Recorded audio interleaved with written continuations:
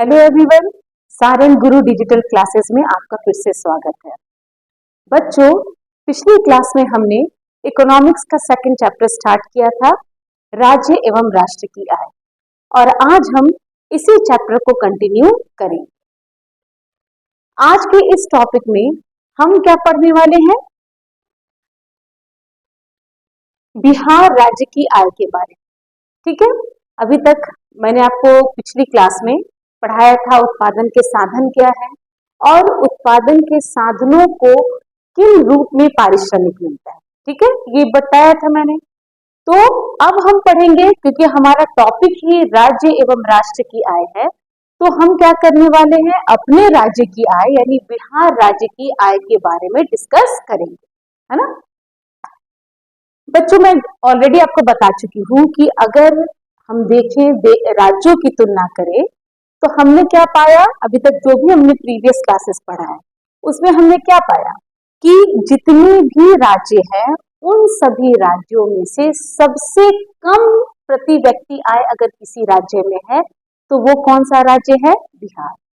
इसके अलावा हमने ये भी पढ़ा, सूचकांकों को जब हमने पढ़ा था तो मैंने आपको क्या बताया था कि सबसे ज्यादा जो पुअरेस्ट स्टेट है, सबसे ज्यादा गरीबी किस राज्य में पाई जाती है? बिहार राज्य में पाई जाती है। ठीक है, तो आज ये सारी चीजों को हम एक दूसरे से कोरिलेट करके पढ़ेंगे कि किस तरह सारी समस्याओं की जड़ जो है वो क्या है? बिहार की प्रति व्यक्ति आय।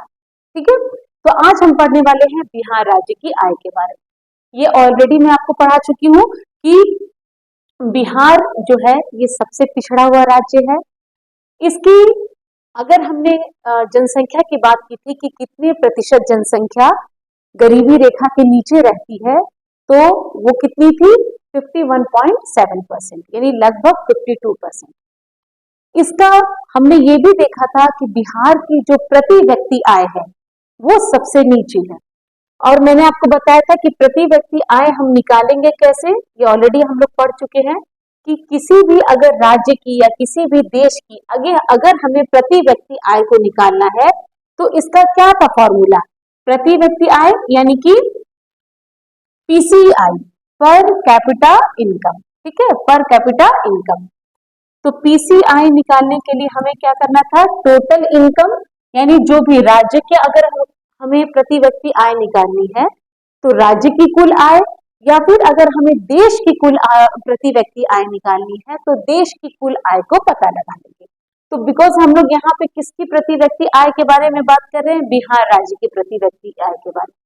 तो यहाँ पे पहले जो कुल आय है किस चीज की? बिहार राज्य की, उसको पता करेंगे और उसमें हम क्या करेंगे? बिहार राज्य की कुल जनसंख्या से उसको हम डिवाइड कर देंगे। यही इसका फॉर्मूला होता है, और जो भी हमारा आता है वो क्या हो जाएगा? बिहार राज्य की प्रति व्यक्ति आय। ठीक है, तो इसी तरह हमने क्या किया? सभी राज्यों की प्रति व्यक्ति आय निकाल ली और ये पाया कि बिहार की जो प्रति व्यक्ति आय है वो सभी राज्यों में सबसे न्यूनतम, सबसे कम। ठीक है, अब यहाँ पे देखिए कि सारी चीजें एक दूसरे से कोरिलेट है, सारी समस्याएं जो है वो लगभग यहाँ से स्टार्ट हो रही है। हम जानते हैं कि बिहार राज्य की प्रति व्यक्ति आय बहुत कम है। अगर आय कम होगा तो क्या होगा? जो बचत होगी वो बहुत कम होगा। ठीक है, और अगर बचत कम है तो निवेश नहीं होगा, है ना, निवेश नहीं होगा, ये थोड़ा सा यहाँ पे आ गया। और अगर निवेश कम हो रहा है तो क्या होगा कि जो पूंजी निर्माण की दर है वो बहुत ज्यादा कम होगी। ठीक है, इस चीज को हम एक डायग्राम के थ्रू समझते हैं। ठीक है,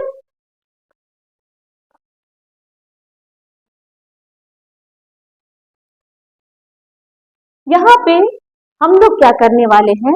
दो राज्यों के बीच में कंपैरिजन करेंगे, तुलना करेंगे। एक राज्य लेंगे, वो राज्य जिनको कि हम अमीर राज्य कह सकते हैं, और यहाँ पे एक उदाहरण हम लेंगे किस राज्य का? गरीब राज्य का।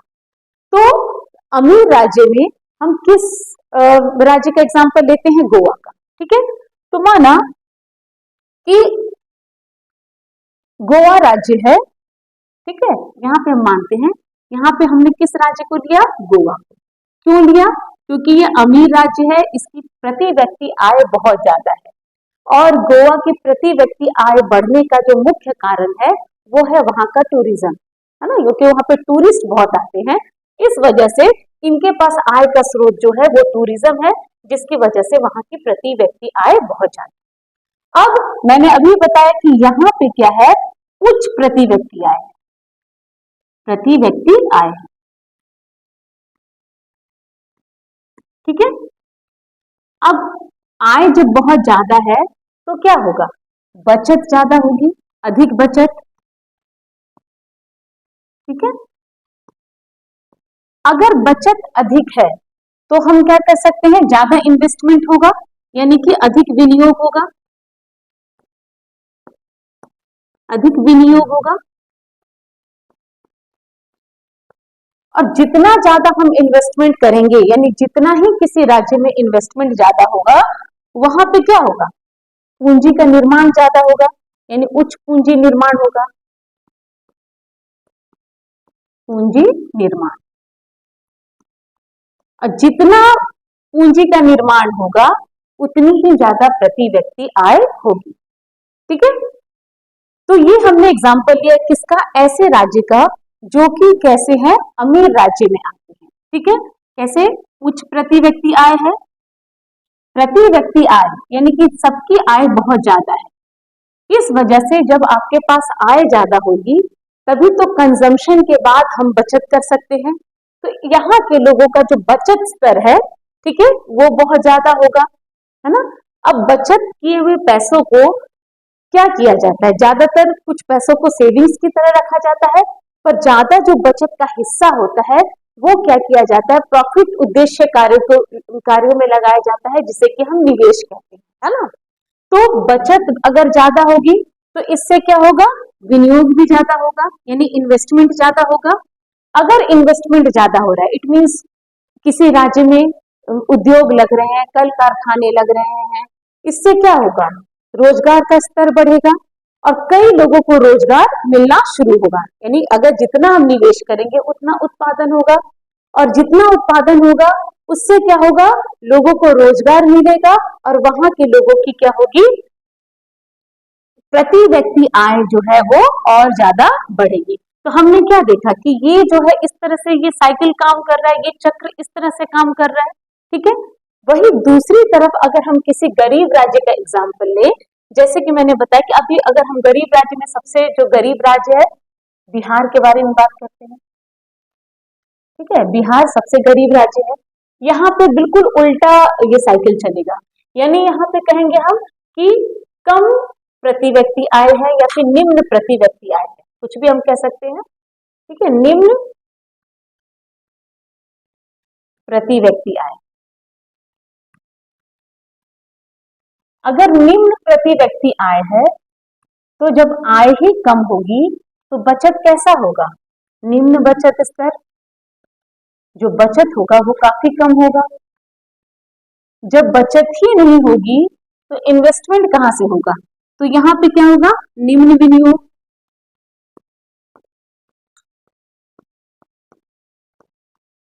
ठीक है, निम्न विनियोग होगा।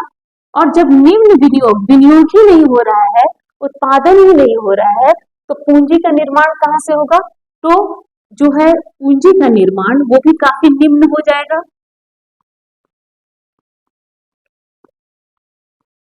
पूंजी का निर्माण बहुत कम होगा। और जब पूंजी का निर्माण ही नहीं हो रहा है तो क्या होगा, उत्पादन नहीं हो रहा है, लोगों को रोजगार नहीं मिल रहा है, और रोजगार नहीं मिल रहा है जिससे वहां कोई लोगों की जो प्रति व्यक्ति आय है वो कैसी हो जाएगी, निम्न हो जाएगी। तो इन दोनों चीजों में हमने क्या देखा, इसमें हमने ये देखा कि अगर एक चीज जो रीजन जहां से स्टार्ट होता है, यानी कि जो स्टार्टिंग पॉइंट है वही क्या है, एंडिंग पॉइंट। यहाँ पे ये चक्र जो है इस राज्य को और भी ज्यादा आर्थिक रूप से मजबूत बनाएगी। आय बढ़ी, यहाँ तक पहुंचते पहुंचते पूंजी निर्माण हो गया, पूंजी से पूंजी का निर्माण होता है। पूंजी निर्माण क्या है, मतलब इसको थोड़ा सा मैं एक्सप्लेन करना चाहूंगी कि जैसे क्या होता है कि अगर किसी ने किसी भी व्यापार में पूंजी लगाई। मान लीजिए किसी ने क्या किया है, ट्रक खरीदा एक, अब वो ट्रक चलवाने लग गया, फिर उस ट्रक के जो प्रॉफिट हुआ उससे उसने 2 ट्रक खरीदे, या इसी तरह किसी ने एक उद्योग लगाया, वो उसको बहुत बेनिफिट दे रहा है, तो जो प्रॉफिट हुआ उससे उसने 2 उद्योग लगाया। तो पूंजी से पूंजी का निर्माण हो रहा है कि नहीं हो रहा है? तो यहाँ पे पूंजी निर्माण का मतलब ये, जितना ज्यादा इन्वेस्टमेंट होगा उतना ही ज्यादा किसी राज्य में या किसी राष्ट्र में किस चीज का निर्माण होगा, पूंजी का निर्माण होगा। हो गया।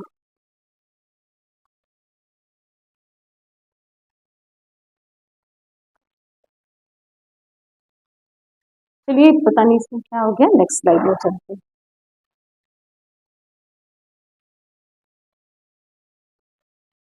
तो इन दोनों राज्यों में हम आसानी से ये देख सकते हैं कि किस तरह प्रति व्यक्ति आय इन दोनों राज्यों की आर्थिक स्थिति को प्रभावित करती है। यहाँ पे अगर हम देखें तो मैंने लिखा है गरीबी का चक्र, यानी अगर आप देखिए तो ये किस तरह काम कर रहा है, बिल्कुल एक चक्र की तरह काम कर रहा है। यहाँ पे चक्र कैसे होता है, बिल्कुल एक पाथ को फॉलो करता है, ठीक है। तो यहाँ पे भी क्या है, हमने देखा कि ये एक चक्र की तरह काम करते हैं। यहाँ पे जो शुरुआती पॉइंट है, यानी कि जो स्टार्टिंग पॉइंट है, वही घूम फिर के क्या हो जा रहा है, एंडिंग पॉइंट बन जा रहा है, ठीक है। तो इस चक्र को हम क्या कहते हैं, यहाँ पे तो हम गरीबी चक्र इसको नहीं कह सकते हैं, क्योंकि यहाँ पे उच्च प्रति व्यक्ति क्या करता है, प्रति व्यक्ति आय की वजह से ज्यादा प्रति व्यक्ति आय का निर्माण होता है। पर हम देखते हैं बिहार राज्य के बारे में, तो हमने क्या देखा कि निम्न प्रति व्यक्ति आय जो है, यही एक शुरुआती पॉइंट है गरीबी चक्र का, और यही क्या है, इसका एंडिंग पॉइंट है, ठीक है। तो इस तरह हमने देखा कि 2 राज्यों में ये गरीबी चक्र किस तरह काम करती है। गरीबी चक्र को समझने के लिए आगे और हम देखते हैं कि गरीबी चक्र होती क्या है, इसको समझना बहुत जरूरी है।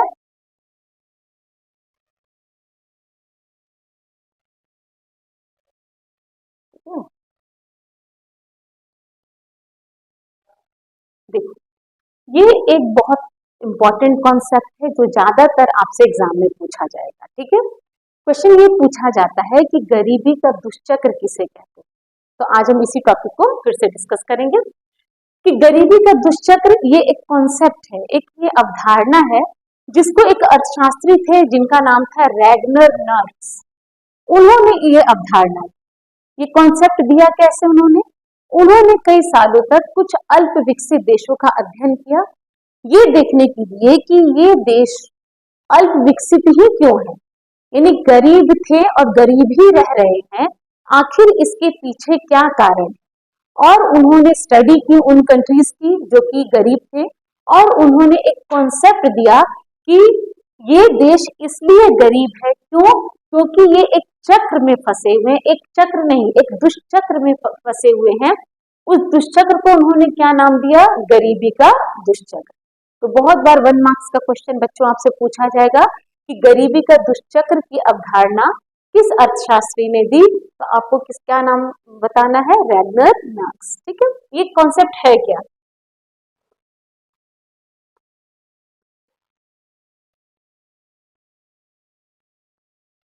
इन्होंने ये भी बताया कि कोई भी राज्य या कोई भी देश इसलिए गरीब है क्योंकि वो गरीब है। ये बहुत अजीब सा डेफिनेशन है इनका कि कोई राष्ट्र इसलिए गरीब है क्योंकि वो गरीब है, यानी इनके कहने का मतलब था कि गरीबी ही गरीबी को जन्म देती है, ठीक है।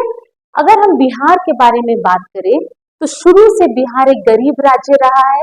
इवन आज का भी जब हम देखते हैं, जितने भी सूचकांक अगर हम देखें बच्चों, तो उसमें हमने क्या देखा कि बिहार जो है हर सूचकांक में सबसे नीचे, यानी गरीब था राज्य और आज भी यहाँ पे सबसे ज्यादा गरीबी पाई जाती है। इसका मतलब क्या है कि बिहार भी क्या है, गरीबी के दुष्चक्र में जकड़ा हुआ है, ठीक है। तो यहाँ पे हमने क्या बताया, ये अवधारणा किसने दी, प्रोफेसर रैगनर नर्स, ठीक है। बिहार क्यों गरीब राज्य है, क्योंकि बिहार भी क्या है, गरीबी के दुष्चक्र का शिकार है। और इसका जो शुरुआती पॉइंट है वो क्या है कि गरीबी के दुष्चक्र का सबसे शुरुआती कारण क्या है कि वहां पे गरीबी होना है। गरीबी होने का मतलब क्या है कि वहां के लोगों की, जो गरीब कौन है, जो अपने प्रति व्यक्ति आय जिसकी कम है, तो प्रति व्यक्ति आय भारत में सबसे ज्यादा न्यूनतम है बिहार का। इस वजह से हम कहेंगे कि बिहार कैसा राज्य है, एक गरीबी दुष्चक्र में फंसा हुआ राज्य। ठीक है, अब हम बात करते हैं कि निर्धनता दुष्चक्र को अगर पूछा जाए कि डिफाइन करिए कि निर्धनता का दुष्चक्र या फिर गरीबी का दुष्चक्र हम कहते किसको? चक्र जिसका शेप कैसा होता है, वृत्ताकार, तो ये निर्धनता का दुष्चक्र है। ठीक है, ये कैसा है? ये एक वृत्ताकार क्रिया है, यानी कि जैसे हम देखते हैं कि वृत्ताकार क्या हुआ, गोल शेप। तो दुष्चक्र है, ये कैसा है, एक वृत्ताकार, जिसका शुरुआती पॉइंट जो है वो भी निर्धनता है, यानी कि निर्धनता से ही शुरू होगा तो ये किस पे जाके खत्म होगा, निर्धनता पे ही खत्म होगा। इसलिए कहा जाता है कि दुष्चक्र का जो शुरुआती पॉइंट है वो भी निर्धनता है और अंतिम पॉइंट जो है वो भी क्या है, निर्धनता है। इस चक्र में गरीबी खुद को और भी ज्यादा मजबूत करती है, यानी अगर कोई राज्य या कोई राष्ट्र अगर इस चक्र में फंस जाता है तो उसका गरीबी से निकलना लगभग नामुमकिन हो जाता है। क्यों?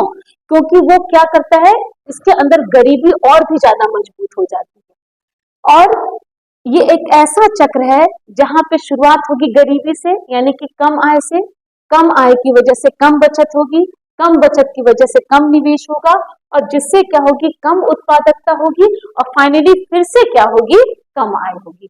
यानी हमने क्या देखा कि कम आय से स्टार्ट हुआ और ये खत्म किसके ऊपर हुआ, कम आय पर।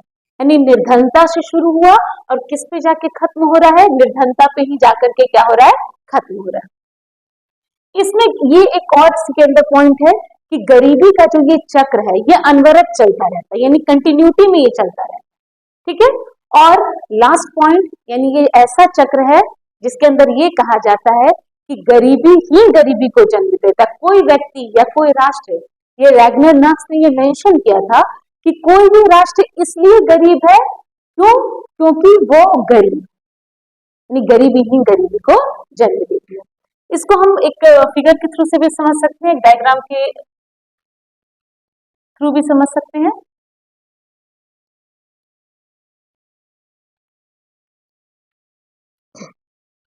यहाँ पे एक डायग्राम के थ्रू या एक चक्र के थ्रू निर्धनता के दुष्चक्र को बताने का प्रयास किया गया।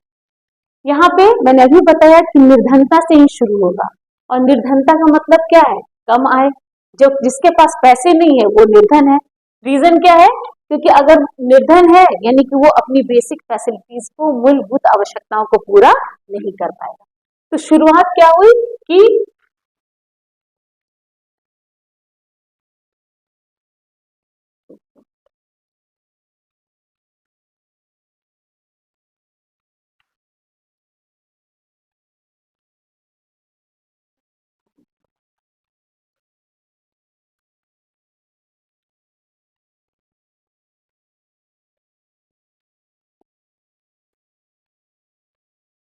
तो यहाँ पे स्टार्ट कैसे हुआ कि कोई भी राज्य की या किसी भी राष्ट्र की कैसी इनकम है, कम इनकम है, कम आय है।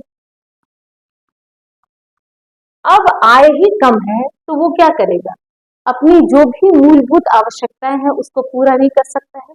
तो अब क्या हुआ, यहाँ पे जितनी भी मूलभूत आवश्यकताओं में कमी,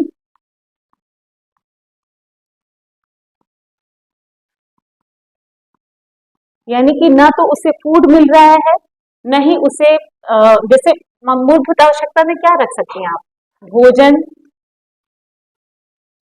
साफ पानी,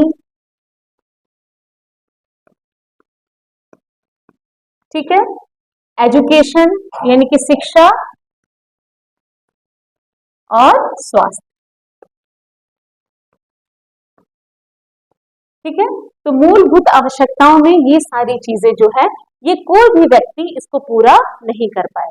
ठीक है, अब मूलभूत आवश्यकताएं अगर किसी भी, आप इमेजिन कीजिए कि व्यक्ति को या फिर उस राष्ट्र में या किसी राज्य में रहने वाले व्यक्तियों को अगर उसकी मूलभूत आवश्यकताएं पूर्ण ही नहीं होगी, यानी ना भोजन मिल रहा है, ना पानी मिल रहा है, ना शिक्षा मिल रहा है, ना स्वास्थ्य मिल रहा है, तो वो किस चीज को फेस करने लग जाएगा?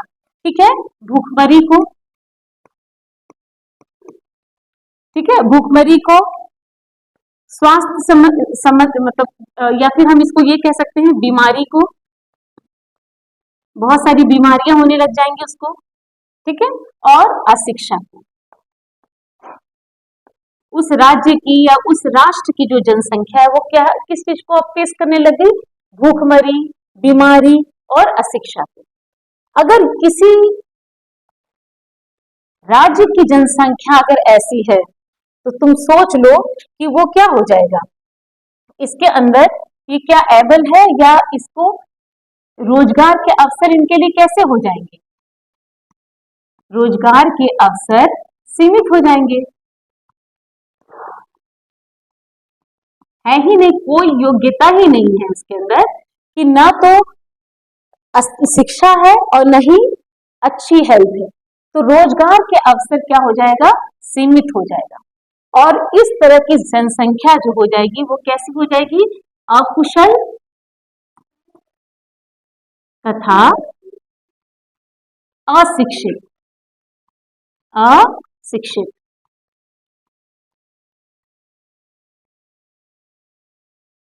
अकुशल तथा अशिक्षित।